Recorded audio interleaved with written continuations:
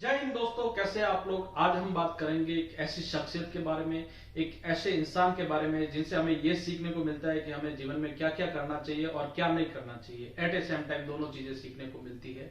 The greatest trader of all time, greatest stock market investor of all time, mister जेसे Livermore के बारे में बात करेंगे दोस्तों आज हम। जैसे लिवरमोर का जन्म होता है वो 26 जुलाई 1877 में होता है। श्रेसबेरी नाम के एक टाउन में होता है, मैसेच्यूसेट्स और यूनाइटेड स्टेट में होता है दोस्तों।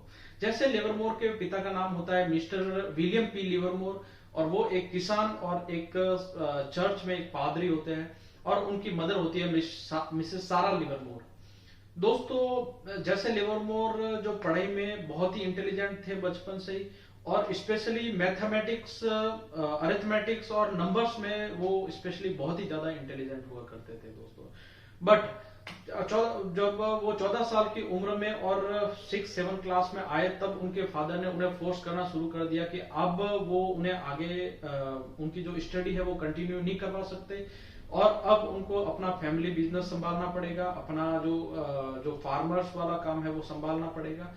तब जैसे लिवरमोर बहुत ही ज्यादा प्रेशर में आ जाते हैं। उस टाइम बहुत ज्यादा डिप्रेस हो जाते हैं वो। उस टाइम उनकी मदर मिसेज सारा लिवरमोर उनको $5 देती है और बोलती है कि यहाँ से कहीं भी भागो, बट भाग जाओ। तब वो आ जाते हैं बोस्टन दोस्तों, भाग करके। और वो $5 उनके लगभग 7-8 दिन में खत्म हो जाते हैं। उनके सर्वाइवल के जो प्रॉब्लम है वो वहां से शुरू होना शुरू हो जाते हैं। तब वो जॉब की तलाश करने लगते हैं, और उनको जॉब मिलती है पेन वेबर नाम की एक ब्रोकरिंग फर्म होती है उसके अंदर। और वो जॉब मिलने का कारण भी उनकी अरिथमेटिक्स, न्यूमेरिकल्स, नंबर्स और मैथमेटिक्स ही होता है दोस्तों। वहां पे उनको जॉब मिलती है एक चौक बॉय की। चौक बॉय का काम होता है दोस्तों, स्टॉक्स के जो प्राइस होते हैं उस टाइम, क्योंकि चार्ट्स वगैरह तो हुआ नहीं करते थे, तो स्टॉक्स के प्राइस को बोर्ड पे लिखना मिटाना, लिखना मिटाना, जो पैटर्न्स है उनको ड्रॉ करना, ये सब उसके काम हुआ करते हैं दोस्तों। और चूंकि वो मैथमेटिक्स में बहुत ज्यादा अच्छे थे, तो उनको ये काम दिया गया था वहां पे चौक बॉय का। तो वो डब्बा ट्रेडिंग होती थी, पूरे दिन वो स्टॉक्स के प्राइसेस को लिखते मिटाते, लिखते मिटाते। बहुत सारे लोग ट्रेडिंग करने आते, तब उनको देख के वो समझ गए कि ये क्या चीज है। और वो आफ्टरनून में लंच टाइम में ट्रेडिंग किया करते थे, और टाइम निकाल के ट्रेडिंग करते, और रात को जाकर के वो उसको एनालाइज करते, प्राइसेस को देखते, और क्या क्या गलती रह गई वो चेक करते।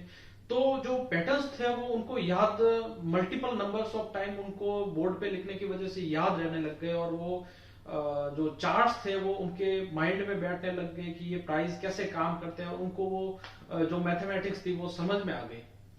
तो वो उनका जो रात को लगभग 2 से 3 बजे तक बैठते, दोपहर में ट्रेडिंग करते, उनका शेड्यूल बहुत ज्यादा हेक्टिक हो गया, और लोग आके ट्रेडिंग करते फुल टाइम। तो उन्होंने भी सोचा कि मैं अब जॉब छोड़ूंगा, और जॉब छोड़ के फुल टाइम ट्रेडिंग करूंगा। उन्होंने जो अपनी जो सैलरी थी, $1000 उनके जो इकट्ठे हुए थे सैलरी से, वो पैसे उन्होंने उसमें लगाए ट्रेडिंग में। और लगभग 1 से 2 महीने के अंदर ही उस $1000 को उसने $10,000 के अंदर कन्वर्ट कर दिया। और $10,000 को $20,000 के अंदर जैसे ही कन्वर्ट किया, तब वहां की जो ब्रोकरिंग फर्म थी उसने उनको बैन कर दिया, क्योंकि वो उस टाइम उसको बेसिकली डब्बा ट्रेडिंग थी और बड़े लेवल पे नहीं चलती थी, तो लोग परेशान थे और उसको बैन कर दिया दोस्तों। तब वो दूसरी जो ब्रोकरिंग फर्म थी वहां पे गए, उन्होंने अकाउंट खुलवाया, और वहां पे उन्होंने अपनी जो ट्रेडिंग शुरू की, वहां से भी उनको बैन कर दिया। मल्टीपल जगहों से उनको बैन होना शुरू हो गए वो। और वहां से परेशान होने के बाद में दोस्तों वो पहुंचते हैं न्यूयॉर्क वॉल स्ट्रीट के अंदर, जहां पे वो अपना पहला प्रोफेशनल अकाउंट और पहला डीमेट अकाउंट खुलवाते हैं। वहां पे डीमेट अकाउंट खुलवाने का जो प्रोसेस है वो पूरा करने के बाद में वो जो है वो पैसे लगाते हैं, बट इवेंचुअली वो अपना सारा के सारा पैसा लॉस कर देते हैं दोस्तों। लॉस करने का रीजन, जो बिगिनर्स लग था उनको लगा कि जो सेम कैलकुलेशन थी वो यहाँ भी चलेगी, बट नहीं, क्योंकि वहां पे जो वो थे वो शॉर्ट टर्म ट्रेडिंग थी, और यहाँ पे जो लोग थे वो लॉन्ग टर्म ट्रेडिंग किया करते थे, स्विंग ट्रेडिंग किया करते थे। क्योंकि यहाँ जो ट्रेडर्स थे वो प्रोफेशनल ट्रेडर्स थे, बहुत ही इंटेलिजेंट ट्रेडर्स हुआ करते थे। एज ए वहाँ गैम्बलिंग नहीं करते थे, वहां जो डब्बे ट्रेडिंग में होती थी वो गैम्बलिंग टाइप होता था। और यहाँ पे जो प्रोफेशनल ट्रेडर थे, सारा पैसा लॉस करने के बाद में उनको टेंशन होने लगी कि अब क्या किया जाए। तो वहां से वो सेंट लुइस नाम की एक सिटी में, यूएस न्यूयॉर्क में आते हैं, और वहां दाढ़ी मूछ, क्योंकि पहचान तो बन ही गई थी, उनको बैन चूंकि किया गया था वहां से ऑलरेडी, तो दाढ़ी मूछ लगा के अपना रूप बदल के वहां पे वो ट्रेडिंग करना शुरू करते हैं। और वहां ट्रेडिंग करके वो वहां ट्रेडिंग करने के लिए $500 वो किसी से उधार लेते हैं, और वो $500 से $2800 रुपए बनाते हैं। और $2800 लेके वो यूएस आते हैं। अब उनको समझ में आ गया था कि यहाँ पे जो कैलकुलेशंस इजी थी वो इतनी इजी है नहीं, यहाँ पे ट्रैप भी होता है, चीजें प्रोफेशनल ट्रेडर चूंकि ट्रेड करते हैं और लॉन्ग टर्म के लिए चलता है, तो यहाँ पे कैपिटल भी चाहिए। तो उन्होंने वो सारा स्टडी करा मार्केट के बारे में, और स्टडी करके एक बार फिर से वो मार्केट के अंदर आए, और $2800 से उन्होंने शुरू करके बहुत ही अच्छा पैसा कमाया। नॉर्दर्न पैसिफिक नाम की एक कंपनी में उन्होंने शॉर्ट करना चालू करा, और शॉर्ट करके उन्होंने पैसा बनाया $50,000, $2800 से लगभग $50,000 तक उन्होंने बनाया। But at A same time वो शॉर्ट करते करते उन्होंने वापस लॉन्ग करना शुरू कर दिया, और लॉन्ग जैसे ही करना शुरू किया, वापस उसने पूरा कैपिटल तो लॉस किया ही किया, $50,000। उसके बाद में उन पे जो डेट था वो और हो गया, बढ़ गया, और इतना डेट बढ़ गया, $1 मिलियन लगभग उन पे डेट बढ़ गया। और तब उनको जो है बैंक्रप्सी फाइल करनी पड़ी। पहली बैंक्रप्सी दोस्तों, 3 बैंक्रप्सी उन्होंने फाइल करी अपने करियर में, और वो पहली बैंक्रप्सी थी। बट स्टिल उनको फंडिंग मिली वापस 2-3 साल बाद के अंदर, और फंडिंग उठाते ही उन्होंने वापस ट्रेडिंग करना स्टार्ट नहीं करा। फंडिंग उठा के उन्होंने वेट करा, स्टडी करा, और 1907 में वर्ल्ड वॉर जब चालू होने वाला था, तो उन्होंने पहले ही प्रेडिक्ट कर दिया था कि मार्केट गिरेगा, और मार्केट बहुत ही तेज गति से गिरा। वो उस समय के हिसाब से यूएस का स्टॉक मार्केट का सबसे बड़ा क्रैश माना जाता है, और उस क्रैश में उन्होंने लगभग $3 मिलियन कमाए। जहां पे लोग रो रहे थे, लॉस कर रहे थे, उन्होंने $3 मिलियन कमाए। तब उस वॉल स्ट्रीट ने उनको नाम दिया the bear of all time, the greatest bear of all time का नाम दिया दोस्तों। बट कहानी इतनी आसान नहीं होती।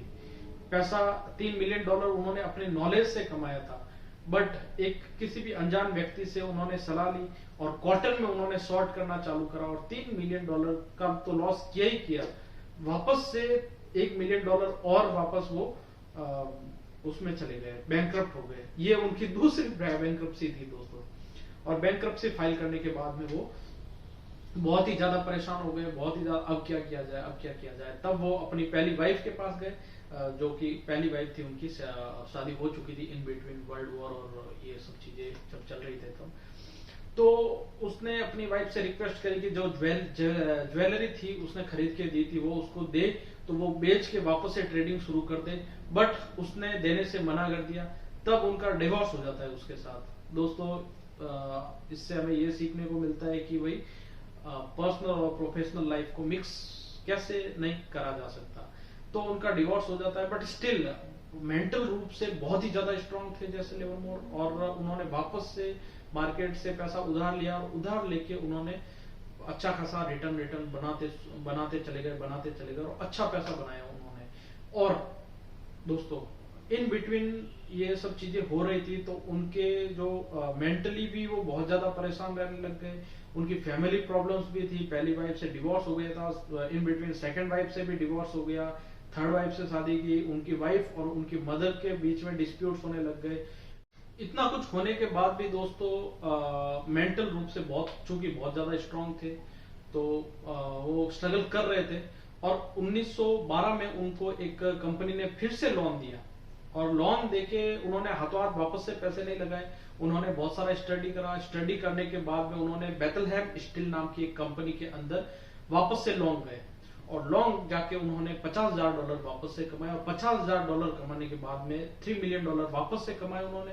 और वापस से कमाने के बाद में जो बैंक्रप्सी में जिनसे उन्होंने लोन ले रखा था, जिन बैंक से उन्होंने उधार ले रखा था पैसा, उनको वापस लौटाया अपना पैसा, और ऐसे करके उन्होंने वापस लौटाया अपना सारा के सारा जो भी इधर उधर से लिया हुआ था लौटाया। इस चीज से हमें ये सीखने को मिलता है कि वो कैरेक्टर के बहुत ही अच्छे थे। अगर उनको लौटाने की कोई जरूरत नहीं थी। यूएस में अगर आपने बैंक्रप्सी फाइल कर दी तो आपको पैसे देने की वापस कोई जरूरत नहीं है। बट स्टिल उन्होंने वापस दिए, तो ये उनको कैरेक्टर को शो करता है। और वहां से वो अच्छा करते चले गए, अच्छा करते चले गए। उनकी जो स्टॉक मार्केट की जर्नी थी वो तो बहुत ही अच्छी चल रही थी, बट स्टिल उनकी जो फैमिली प्रॉब्लम्स थी, उनके जो इमोशंस थे वो उनके कंट्रोल में नहीं थे, तो उसमें उनको बहुत ज्यादा प्रॉब्लम्स आ रही थी। वो उस चीज को कंट्रोल नहीं कर पा रहे थे। उनको एक ही चीज सुकून देती थी, वो था स्टॉक मार्केट, और वो स्टॉक मार्केट करते थे। तो इन बिटवीन वो करते चले गए, करते चले गए। 1929 में सबसे बड़ा क्रैश आया in the history of world stock market. और ना सिर्फ वॉल स्ट्रीट में, हिस्ट्री ऑफ स्टॉक मार्केट में सबसे बड़ा क्रैश आया, जिसमें बहुत सारे ट्रेडर्स, बहुत सारे इन्वेस्टर्स पूरी तरह से बर्बाद हो गए। वहां पे सुसाइड होना शुरू कर दिया। बट जब जैसे लिवरमोर घर पे आए, उनकी मदर और उनकी वाइफ रो रही थी, बट जैसे लिवरमोर ने बोला कि रोने की कोई जरूरत नहीं है, उन्होंने एक ही दिन के अंदर 1929 में $100 मिलियन बनाए। $100 मिलियन दोस्तों उस समय के हिसाब से 20,000 करोड़, और आज के हिसाब से लगभग 6 लाख करोड़ रुपए। एक ही दिन में 6 लाख करोड़ रुपए उन्होंने 1929 में बनाए दोस्तों। बट स्टिल कहते हैं ना, पैसा ही सब कुछ नहीं होता, वो हकीकत है दोस्तों। पैसा एक लिमिट तक चाहिए, बट उसके साथ साथ आपको इमोशनल जो चीजें होती है, मेंटल पीस बहुत जरूरी होता है, फैमिली का सपोर्ट बहुत जरूरी होता है, रिलेशन का सपोर्ट बहुत जरूरी होता है, फ्रेंड्स का सपोर्ट बहुत जरूरी होता है। ये सारी चीजें भी बहुत जरूरी होती है। और उनकी मदर और उनकी जो तीसरी वाइफ थी, उनके बीच में डिस्प्यूट्स होते चले गए। वो मेंटल रूप से स्ट्रेस होते चले गए, बहुत ज्यादा परेशान हो गए। प्रोफेशनली तो बहुत अच्छा कर रहे थे, बट पर्सनली उनकी लाइफ सही नहीं चल रही थी। तो वो जो बहुत ज्यादा स्ट्रेस में आ गए, बहुत ज्यादा परेशान हो गए, और अंत में उन्होंने नीदरलैंड की शेरी नाम के शहर में जाके, जहां पे वो अल्कोहल कंज्यूम करते थे, वहां जाके उन्होंने 9 पेज का डेथ नोट लिखा। और डेथ नोट लिख के अपनी सेल्फ जो प्रोटेक्टिव रिवॉल्वर थी वो मुंह में रखी, और मुंह में रख के उन्होंने अपनी जो जीवन लीला समाप्त कर दी दोस्तों। तो हमें इससे बहुत सारी सीख मिलती है कि पैसा ही सब कुछ नहीं होता स्टिल, बट हमें ये भी उन्होंने सिखा के गए कि स्टॉक मार्केट को कैसे किया जाए, एनालाइज कैसे किया जाए। उनके साथ उन्होंने बहुत सारे प्रिंसिपल्स लेके आए, फंडामेंटल्स लेके आए, प्रोबिंग पिरामिडिंग लेके आए। वो आज भी स्टॉक मार्केट में लीजेंड के रूप में जाने जाते हैं, और आज भी वो बहुत सारे स्टॉक मार्केट के जो ट्रेडर्स हैं, इन्वेस्टर्स हैं, उनके आइडल हैं। तो ऐसे करके एक लीजेंड का अंत हो गया दोस्तों। कैसी लगी आपको कहानी? अगर अच्छी लगी हो तो please like, share and subscribe. धन्यवाद।